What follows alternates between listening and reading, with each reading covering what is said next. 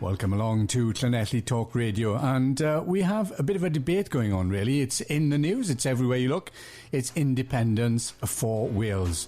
The leader of Plaid Cymru, Adam Price, has come out and said that it's nothing more than a power grab from Westminster in their internal marketing bill, and that they're going to be reversing devolution. Very sort of worrying times, really, according to Adam Price, not just for Wales, but for Ireland and for Scotland as well. So what are your views? What do you think? We are lucky enough to have in the studio Dr. John Ball, who's pretty much an expert on independence and all things Welsh affairs politically, and former MP Gwynoro Jones, who also has been a strong devolutionist and somebody who's kept a very close eye on politics in Wales right through his career and his life, really. So, welcome along, gentlemen, and we'll start off by speaking to Dr. John Ball. You are pro-independence, yes? Very, very much so. Absolutely, Alan, yes. And just give us, if you can, just a quick point, a couple of strong reasons for independence for Wales. Well, I think the first and obvious one is that Wales is a nation. Yeah. We have a language and a way of life and a culture that is uniquely Welsh, that is uniquely national. So the first thing for us is to recognise the fact that Wales is a nation. But what we don't have is a state to go with that nation. So that's the first thing. Quite clearly, we are a nation which is entitled by any measure to have its own government. The second issue, of course, in which I'm involved, is the economic argument. Ultimately, the small nations of Europe are the richest, are socially the most safest, if you like, who are the strongest in terms of the way they act within the world. And so there are two basic arguments. One is that we are a nation, and secondly, that as a nation state, if we look at the evidence of Europe, we could be a strong, not just economically, internally, but a strong contributor to the world outside. Looking at us geographically, John, you'll see strong nations or strong countries then like New Zealand and Ireland. Would you say that Wales has historically just had to find its place and cow down, in effect, and stay quiet in order to get piecemeal and fed from the masters of England? Is that your kind of view historically on the way things are? I'm not so sure. I'm not sure about cow down. I think the interesting thing is that the independence movement, if you like, has been slow to grow. Is that economically we've been very rich in some ways. We've been committed to extractive industries, steel, iron, coal, slate, for the best part of 200 years. And so therefore, basically what we've simply been is an adjunct to England, a geographic adjunct, because we've been providing them with raw materials. And I think to some extent that has overpowered any kind of national feeling, because we were too busy making a living, cutting coal and feeding England, if you like. But I don't think that this geographical attachment is a particular problem. After independence, there would obviously be interregional trade, as there is now, though we will, of course, be able to build our economy to suit ourselves. I was rather hoping, Alan, you might also mention the border, because this is often something which is thrown at us who believe in independence, about the porosity of the border. And I say, well, hang on a second, every border is porous. Finland, which I'm privileged to visit on more than once occasion, Finland has two borders, 1,000 miles against Russia and 1,000 miles on the other side of Sweden. All nations have porous borders. So there is a question of porosity to some extent, but trade would continue with and through England. That is perfectly clear. Okay, let's look at politics then, and we've got Gwynoro Jones in the studio, somebody who's perfectly poised to make a comment. Gwynoro, you've been there at the heart of British politics in Westminster, and you saw the birth of devolution and the Welsh Assembly. You've been quite critical of the Welsh Assembly, to be honest, in your time with us even. What differences do you see it will make as a Welsh Assembly with independence, full powers and all this kind of thing to what you've seen from your position from Westminster, and even now looking at a position, a Westminster-based sort of position really, looking into Wales? What differences would independence make? The whole history has been a struggle to get power for Wales at whatever level. Yeah. Always has been that struggle. because the establishment, the Westminster establishment, not just the politics of Westminster, but the Whitehall establishment, the civil service, has been so centralised, and it's been like that for centuries, that to get power towards Wales, Scotland, even the regions of England, Cornwall, North East, North West, it's a big, big struggle. So yes, devolution came along. And people generally were happy with devolution, I think, until Brexit happened. Brexit has been the thing that has changed everything. Because whilst Wales was seen as part, yes, of Britain, with its own assembly, it was all within the context of Europe. Now, as we've already seen with the Internal Market Bill, now we're outside Europe. It is going to be, more than ever before, London dominated. It's going to be so clear. Before it might have been Brussels, but then that was 27 countries. But now we are faced with this issue, Brexit, concentration from London, and that has, I think, caused the birth of the strengthening of Yes Cymru. In fact, I joined Yes Cymru when it was only about 100 of us as members. I spoke at his first rally in Carmarthen in 2016, where there might only have been 50 there, 100, not to the thousands now. I did it because of Brexit.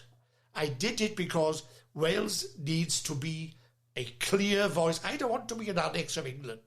If Scotland goes on its own way, if there will be a united Ireland, and I think there will be, whether I live to see it, but it will happen within 10, 15 years without doubt. Is Wales going to be just an annex of England? Is that our future? Okay. And I don't want that. Well, so we might come along to what should we be? Should we be totally independent or a confederal state? Whatever. But one thing, we can't stay as we are. And Drakeford needs to understand that now. There is no point in Drakeford making all the criticisms of this internal market bill and leaving it there. Well, Welsh government now must do something about the situation they're facing today. Right, with that in mind now, let's just look at the makeup of politics in Wales then and put this question to you. There are divisions within Plaid Cymru, divisions within Labour, divisions within some of the other political parties, Conservatives, on this issue of independence. Do we need then, Dr. John Ball, do we need a new political movement in Wales to take this forward? Or are we happy to leave the infighting carry on within these political parties? I think the answer to that is a massive yes. There are two new political parties, of course, which are active to a certain extent. The Welsh Independence Party, which I think is Welsh National Party, which I think is a bit of an unfortunate name. I would have thought of a better one, with Neil McAvoy, who has a fair strength, and Gwynoro, which again has a fair strength. I think the problem is breaking the system. I'm convinced that Yes Cymru is going to bring changes around in all the parties because the pressure of our campaign and our thoughts. But the answer to your question is yes.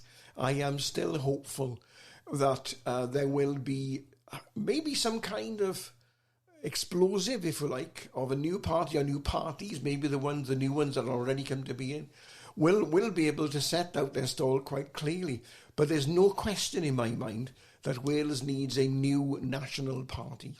Gwynoro, you have switched allegiances a few times. You've been a Labour man, the Social Democrats, Plaid Cymru to a certain extent. You've got some favour for them in a way. Would you? Is this something you would back, some support? Would you lend advice to some form of new political movement party in Wales to get this going? No, I wouldn't.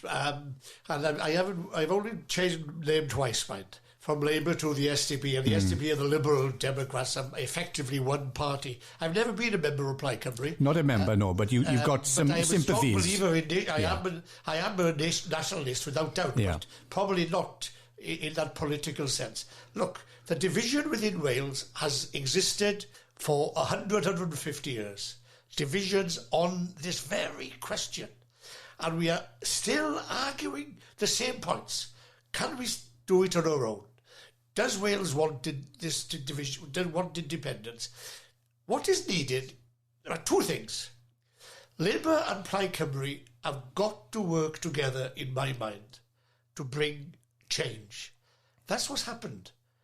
1964, when we had the Welsh Office and Secretary of State, it was through a government that saw the importance of it. 1997, the same thing. That is why I'm saying the Labour Party has got to get off its backside and has got to face reality. It is no use moaning, writing articles, writing on Nation Cymru, tweeting, Facebook, little speeches from Carwyn Jones and Drakeford and Jeremy Miles and Mike Anthony and the others. That is not the way ahead. Plaid Cymru, as I understand it, are going to make some pronouncement pretty soon with their commission. Labour needs to get his act together now. It's not, we don't need more parties. It's not the parties that's the issue. It's the people leading the parties realising how important it is to give Wales a strong future.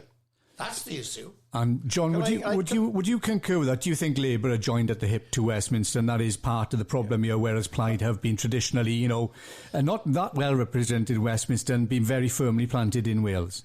I don't necessarily disagree with what Gwynoro says, far from it. There are two relatively strong parties in Wales, but my concern particularly with Plaid Cymru, though I should hasten on, I was a member of Plaid Cymru, I haven't been for 20 years. I think the thing that bothers me is that the Plaid Cymru particularly will wander off into issues that in the heady days of the 60s, showing my age, it was perfectly clear, self-government for Wales and a seat for Wales in the United Nations organisation, full stop. Now it's any kind of issue that tends to pop along. And to me, it's no surprise that Plaid Cymru has lost enormous support. Not because people don't believe anymore, but because they've seen a party that wants to play games, frankly. And I think to some extent as well, I've got a lot of time for Mark Drakeford. I think he's played the COVID card very cleverly and very professionally. But I think as well, he and his party are still tied to London.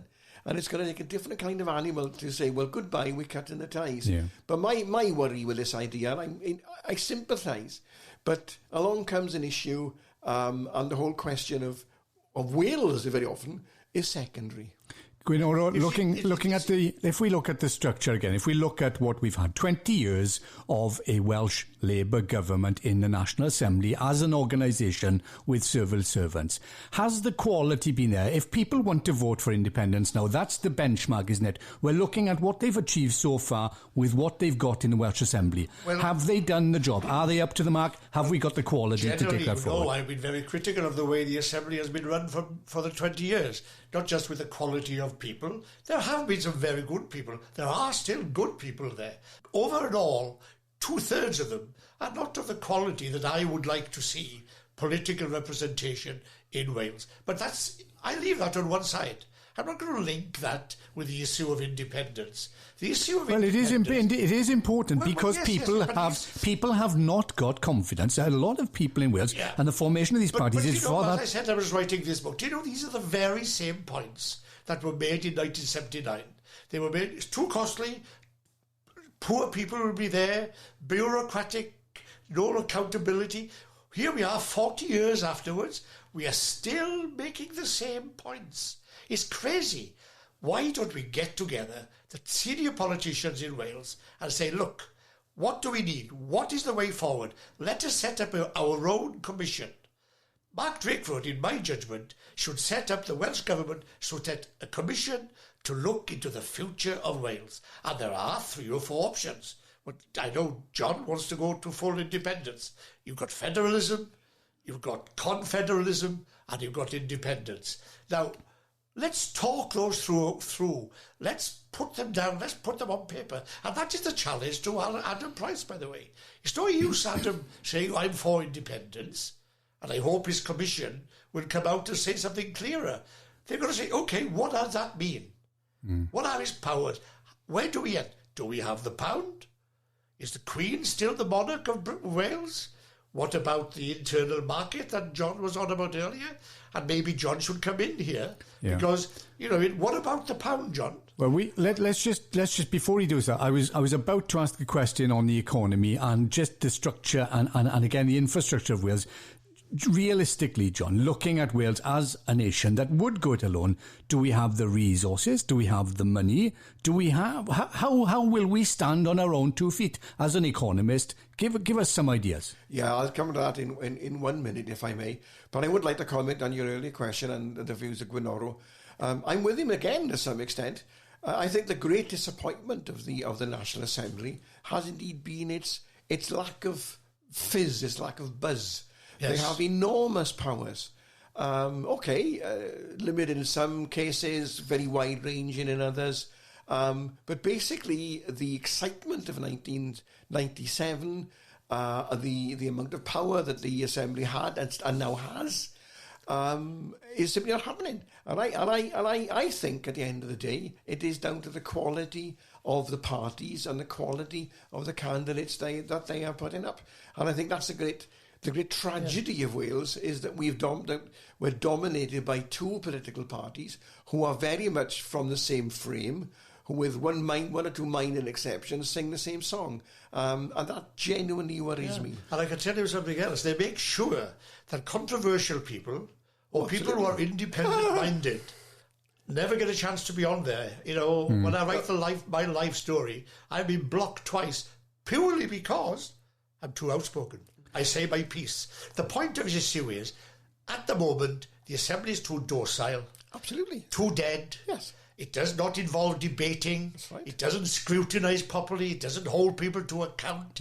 But I don't want to judge the future of Wales on the failure of that crowd of people. Let's go to the economy then, John, because people in Wales will be asking the question, will be sort of a bit, some may be worried, some may be optimistic about a future of an independent Wales. Where is the money coming from? What is the economy? What have we got left in Wales for employment? For what is it that we can use in Wales to get us on our feet? Well, let's start a very long question with a fairly brief answer. First of all, the first thing to say, of course, is that the money is there.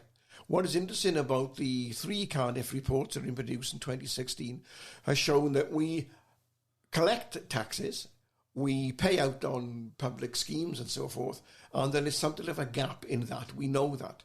But the important thing is we know where the money's coming from and we know where the money's going to. And with a careful examination of those figures, we find that the budget deficit, that is to say the difference between the tax collected and the money paid out, is actually somewhere in the region of maybe 5-6% equivalent of GDP, which is, in the jargon, just about the going rate. So the first thing is we are just about paying our way. That's the first thing.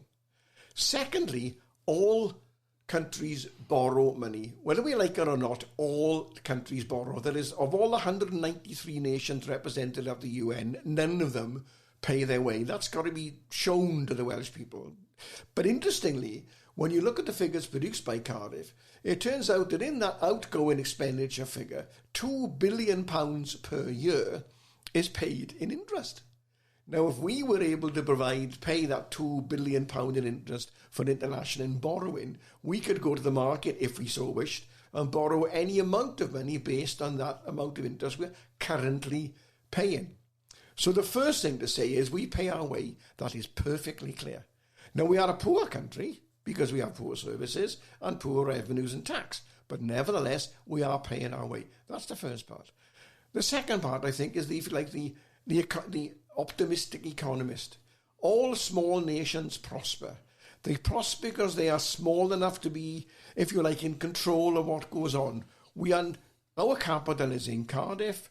The furthest away city is Bangor, which is 130 miles away. We are small enough to build an economy based on our own strengths, our own values, and our own ability. And to me, that's the big challenge. You talked about multiplayers earlier on, and you're looking now at not so dependent and not looking to give that money away outside of Wales too much to contracts to, firms from outside of Wales. Well, that's right. I think one of the things that worries me about the Assembly is not just its membership, but it's the advice being given from civil servants. This idea, for example, that £1 billion spent on improving the M4 is lunacy. That's going to do nothing for the economy.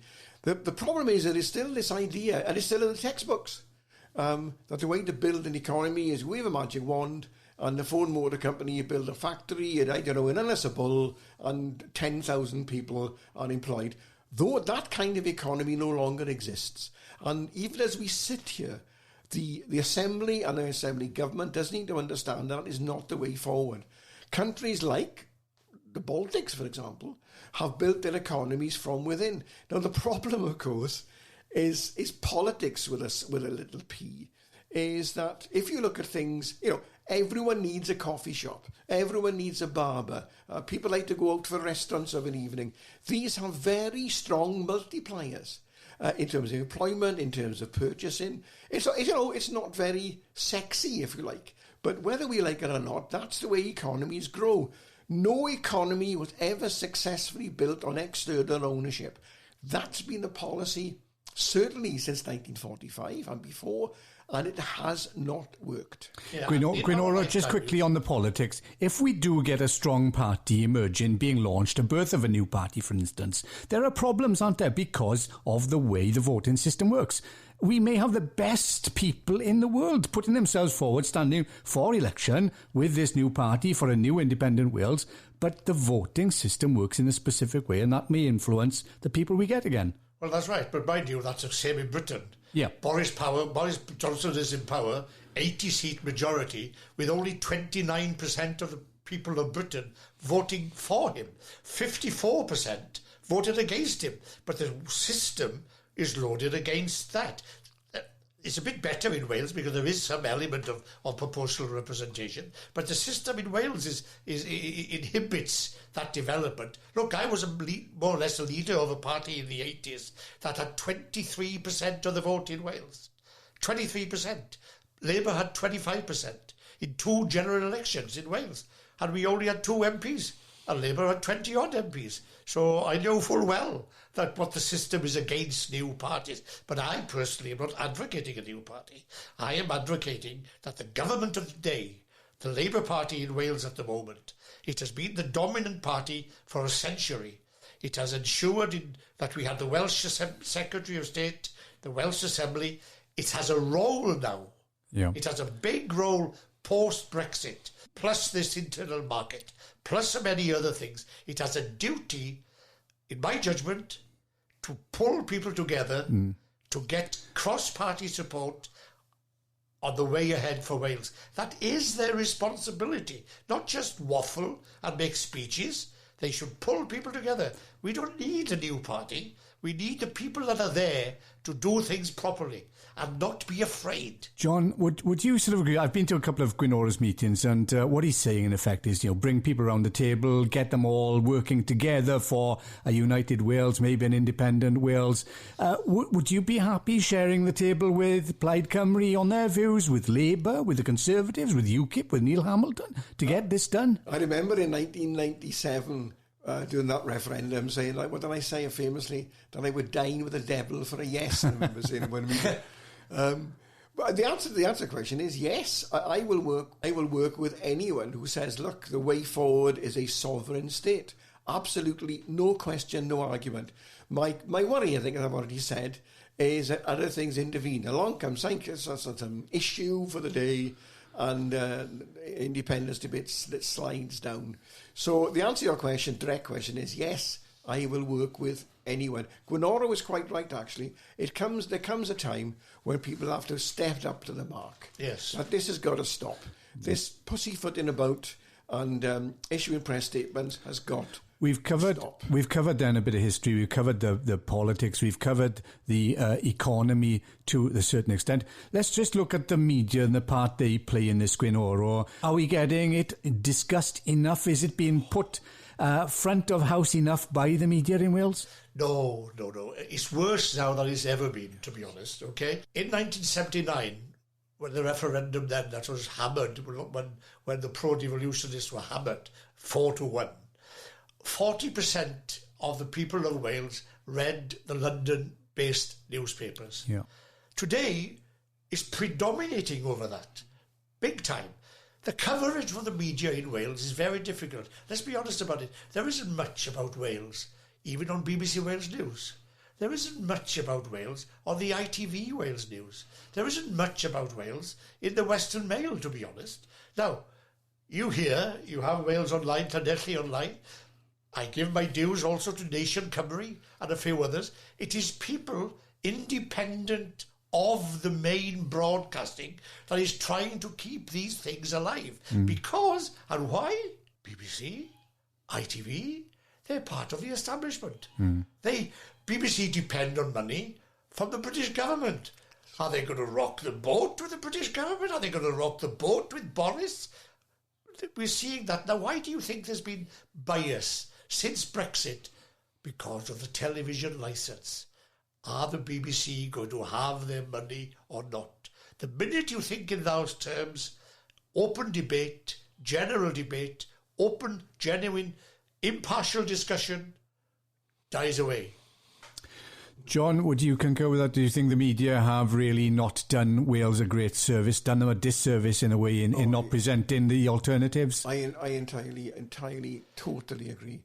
And I think what really bothers me, apart from the structure, as Gwynoro rightly points out about English newspapers and English media, I think what I find irritating is frankly, is the ignorance of those in the media, the so-called national media.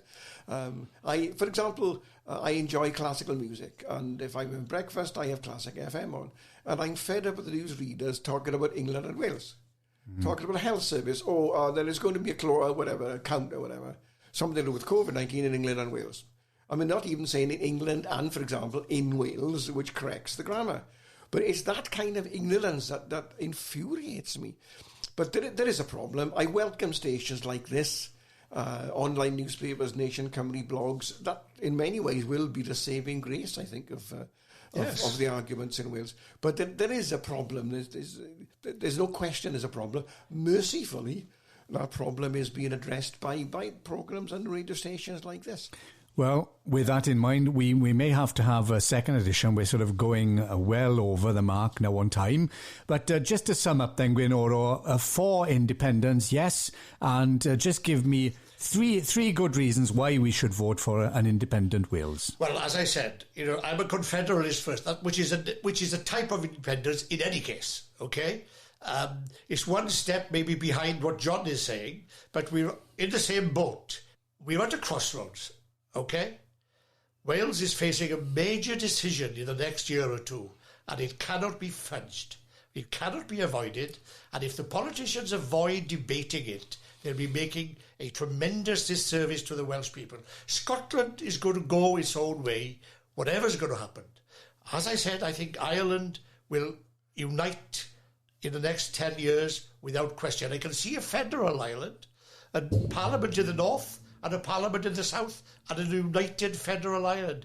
What about Wales? Are we going to be on the coattails of England? Is that what we are going to be, part of the Westminster bubble? And that is so sad and is wrong. And by the way, Wales, there are 7 nations in Europe smaller than Wales, and they're all independent. This issue of money is nonsense. Because, the British government is £2 trillion. £2 trillion in debt. At the moment, we're not paying our way. The issue of can we afford it? It's about being a nation. The question is, what sort of nation? How far does that nation want to go? And that's the responsibility of the politicians of today to bring the people of Wales together. As I said, Drakeford should have and call a constitutional commission in Wales to start sorting these things out. Okay, and John, briefly, three reasons for independence for Wales. The first is obviously recognition. Recognition that Wales is a nation, and as such, like every nation, is entitled to have a sovereign state. Secondly, a place in the world. If you look at the commitment of the small nations of the world to world economy, to peacekeeping, to the developing world.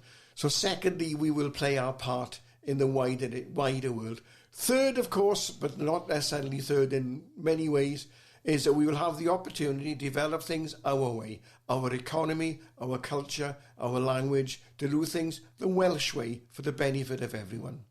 Well, gentlemen, thank you very much. It's been very interesting as somebody that's on the fence, as it were, as the media looking in. And many thanks for your compliments as well about Llanelli Online and Wales News Online and Nation Cymru. I'm sure we're listening to this on our podcast on Llanelli Online, Wales News Online and the Talking Newspaper Wales. Dr John Ball, diolch yn fawr i chi. Thank you for joining us in studio. Gwynoro Jones, diolch yn fawr i chi. Diolch yn fawr.